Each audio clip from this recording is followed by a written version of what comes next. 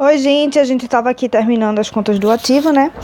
Faltou eu falar uma coisa muito importante aí no finalzinho do ativo, que também vai servir para o passivo. É o parágrafo único, ele está falando aqui, ó. Na companhia em que o ciclo operacional da empresa tiver duração maior que o exercício social, a classificação no circulante ou longo prazo terá por base o prazo desse ciclo. O que é que ele está querendo falar com o ciclo operacional da empresa? Ele está querendo dizer o seguinte, ele está querendo dizer que pode existir empresas que o ciclo operacional dela, as operações dela, operacional, não condiz com um ano, não condiz com o exercício social que a gente viu que é um ano. Então, vamos supor, por exemplo, eu não sei, né, mas eu imagino que uma empresa que fabrica avião. Então, o que seria o ciclo operacional? Seria o momento primeiro inicial, né, da operação da empresa, seria, por exemplo, compra de matéria-prima. Compra de matéria-prima. Até, então, ela vai comprar matéria-prima, vai passar pela fabricação, vai passar pelo pessoal de vendas, aí vai passar, não sei, imagino que deve ter um bilhão de um processo gigantesco aí dentro de fabricação de aviação, né? Então, eles da compra da matéria-prima até o momento da venda, esse é o ciclo operacional, que, só para adicionar, não se confunde com o ciclo financeiro. O ciclo financeiro tem a ver com as compras dela e as compras, assim, que ela, o momento do pagamento, e em contrapartida com as vendas, momento de recebimento. Então a gente consegue visualizar que existe uma diferença bem grande, né? Até por causa da competência. Então, aqui a empresa pode ter uma operação que está dando lucro, mas ela está com problema de ciclo financeiro, certo? Mas o ponto não é esse. O ponto que eu quero dizer é que a operação da empresa, imagina fabricar um avião, vai que ela demora aí 2 anos só para fabricar e para vender. Então, o ciclo operacional dela não faz sentido ela estar registrando as contas dela em circulante ou não circulante no período apenas de um exercício social, que é 1 ano. Então, vamos supor que o ciclo operacional dessa fábrica seja 2 anos. É em 2 anos que ela consegue passar do momento 1, né, momento inicial de compra de matéria-prima, aí passa por todos os estágios de fabricação, passa pelo pessoal de qualidade, até a venda. Passam 2 anos, venda, 2 anos. Então, não faz sentido ela estar classificando em circulante ou não circulante, conforme aquela nossa regrinha do exercício social. Então, como é que ela vai se comportar nesse caso? Se o ciclo operacional dela for bem superior ao exercício social dela, como é que ela vai se comportar? Ela vai tomar por referência o ciclo operacional. Então, no caso, tomando como referência o ciclo operacional dessa empresa, que tem 2 anos de ciclo operacional, o que ficaria no circulante? Ficaria no circulante até o que for se realizar até o final do ciclo operacional seguinte. E aqui, após o ciclo operacional seguinte. Então, é isso que o parágrafo único está querendo dizer. E por que esse parágrafo único eu falei no começo que ele também é importante para esse artigo 180, que é do passivo? Porque, vê, no finalzinho dele, ó, ele fala assim: e no passivo circulante e no passivo não circulante, se tiver vencimento em prazo maior do que o exercício, né, que ele está falando, observado o disposto no parágrafo único do anterior. Então, ele quis dizer que o passivo também, lembra que o passivo... Lembra? Ai, meu Deus. Deixa eu apagar aqui. O passivo, a gente viu que ele vai ser classificado, também não vai ser classificado aleatoriamente, né, as contas dele no balanço patrimonial. De jeito nenhum. Imagina a gente colocar um bocado de obrigações de forma aleatória. Não faz sentido. Se a nossa função nosso objetivo é fornecer informações, então não faz sentido a gente colocar um bocado de coisa aleatória. Então, como é que a gente vai? Então, aqui, nosso ativo, nosso passivo. Como é que a gente vai classificar esse passivo? Esse passivo a gente viu que também é em circulante e não circulante. E ele vai ser, a gente vai ordenar com grau de exigibilidade. Então, o quê? As contas que forem vencer mais rápidas, elas ficam no início. Então, contas a vencer em um tempo menor. Aí, conforme esse tempo for aumentando, a gente bota nossas contas a vencer em um tempo maior. A vencer e assim por diante, certo? Outra coisa que eu quero falar também do passivo exigível.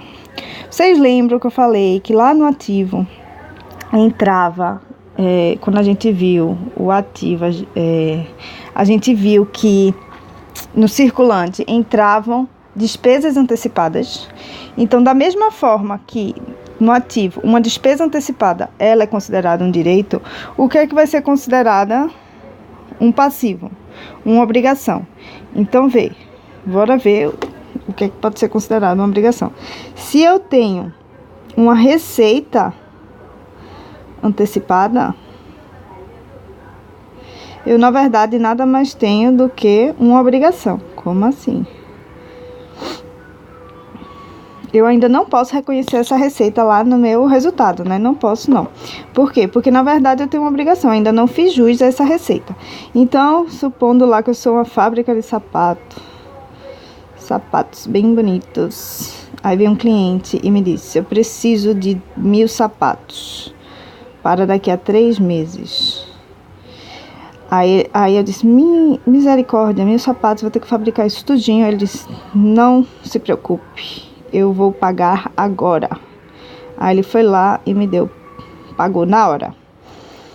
Então, ele pagou, sei lá, pagou 30 reais pro sapato, me deu 30 mil reais. E disse, daqui a 3 meses me entrega esses 1000 sapatos. Aí, então, na verdade, eu tive uma receita, lógico que não, eu assumi uma obrigação. Obrigação de quê? De, no mínimo, devolver esses 30 mil reais, né? E provavelmente se eu não conseguir fabricar, e ele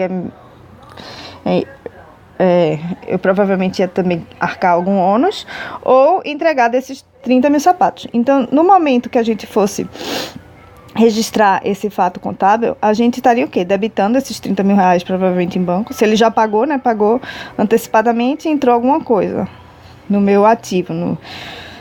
Se ele me entregou uma malinha de dinheiro, eu botaria em caixa, mas provavelmente foi em banco, né? E eu creditaria o quê? Uma receita? De jeito nenhum. Eu creditaria uma receita antecipada, que não é uma conta de resultado, é uma conta de passivo, uma obrigação. Em 30 mil, tenho uma obrigação. Ok? Ok. Então, bora só ler para ver o que é que ele fala sobre o passivo. As obrigações da companhia. O passivo são o quê? As obrigações da companhia, inclusive financiamentos para aquisição de direitos do ativo não circulante, serão classificadas no passivo circulante, quando se vencer no exercício seguinte, no passivo não circulante. Pronto, então é isso. Patrimônio líquido. Patrimônio líquido, eu vou fazer uma aulinha só para patrimônio líquido. Mas vamos de imediato conhecer todas as contas do patrimônio líquido. Então, aqui, ó, a conta do capital social. Então, bora lá ver só o PL. Aí ele fala que vai ter, né, capital social. Mas ele tá dando mais informações do que a gente tem que registrar nesse capital social. Ele tá falando assim, a conta do capital social discriminará o montante subscrito. Então a gente tem que dizer o que foi subscrito e a gente tem que deduzir o que ainda não foi realizado, ou seja, o que está a integralizar ou a realizar. A realizar são sinônimos, certo? Tá, professora, entendi. A gente vai ter que discriminar a pessoa que for ver o capital social, ela vai ter que saber o que está subscrito e o que ainda, a dedução, né, a parte que ainda falta integralizar. Mas qual seria a diferença entre subscrito e integralizar ou realizar? É o seguinte, no momento que a gente, estatuto social, no momento que a gente criou essa empresa, lá no Estatuto Social, a gente vai colocar o capital autorizado. Então, esse capital autorizado é o seguinte, é o quanto de valor monetário os sócios estão autorizados a subscrever, sem que tenha que ter alguma reunião administrativa meu Deus do céu, sem que tenha que existir nenhuma mudança no Estatuto Social. Então, suponha que o capital autorizado no Estatuto Social foi de R$100 mil, certo? Certo. Então, até R$100 mil, os sócios podem subscrever sem que tenha que mudar nada nesse Estatuto Social.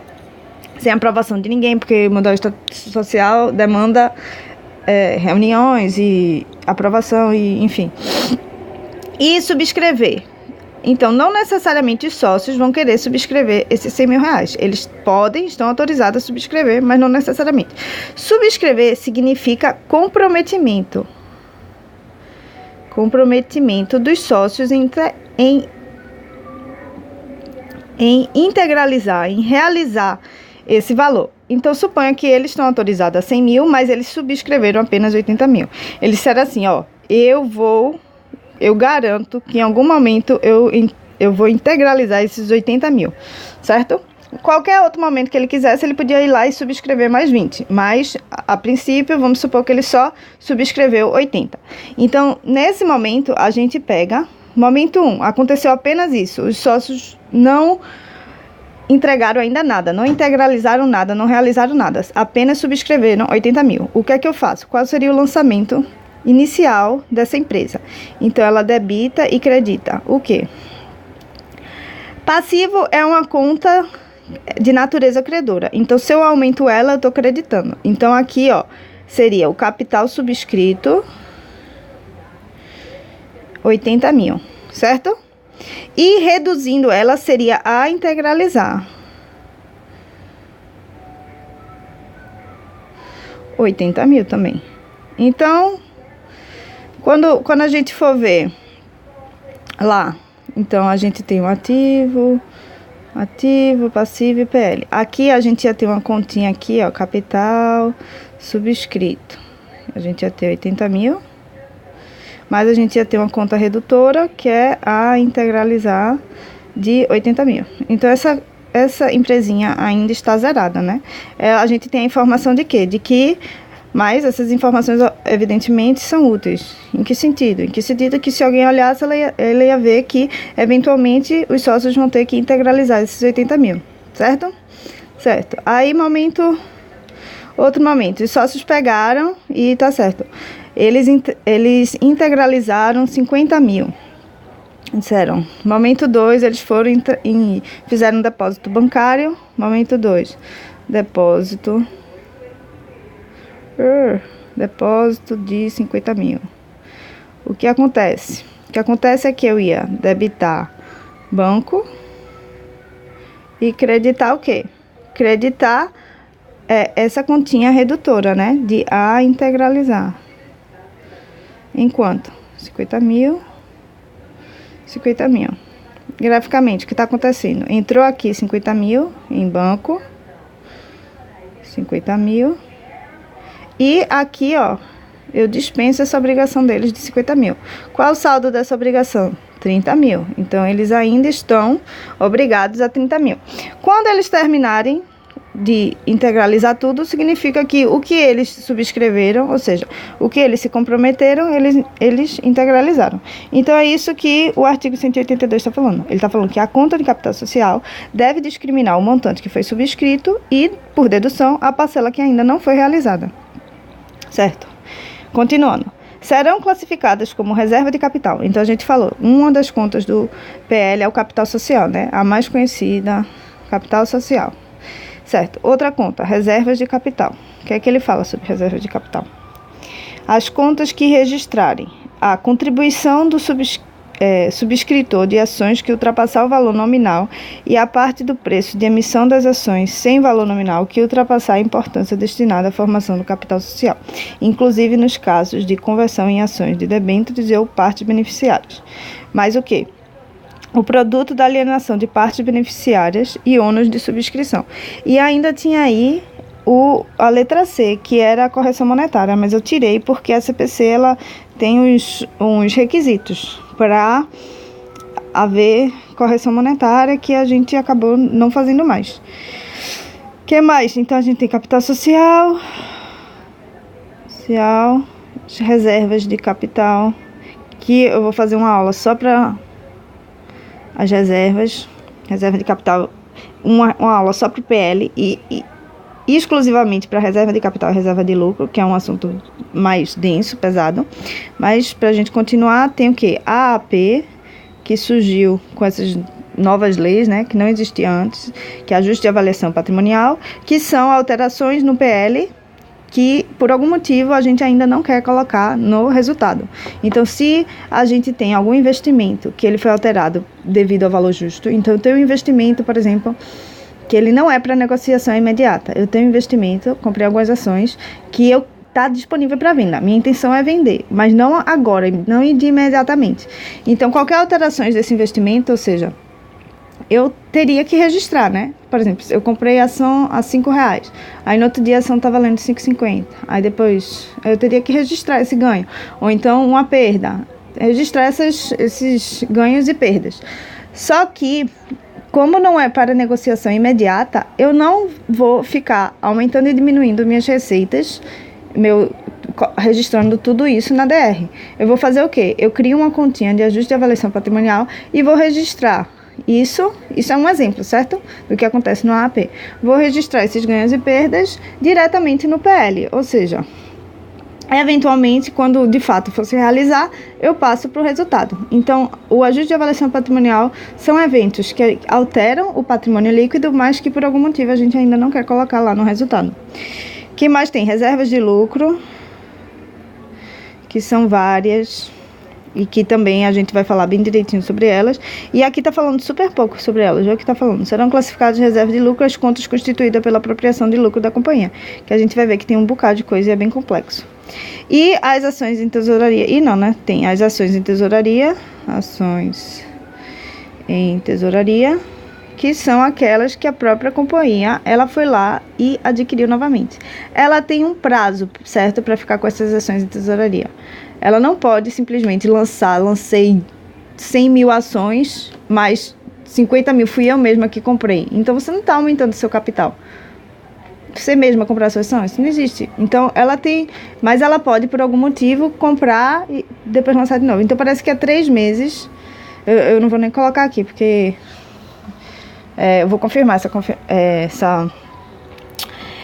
essa informação, mas ela tem um prazo que ela deve permanecer em ações em tesouraria. Ela não pode ficar eternamente. Mas aí é reduzindo, então é uma conta que reduz. E por final, ela também pode ter lucros, não pode. Prejuízos acumulados. Então, essas são as contas do patrimônio líquido e a gente termina por aqui. Obrigada, tchau, tchau.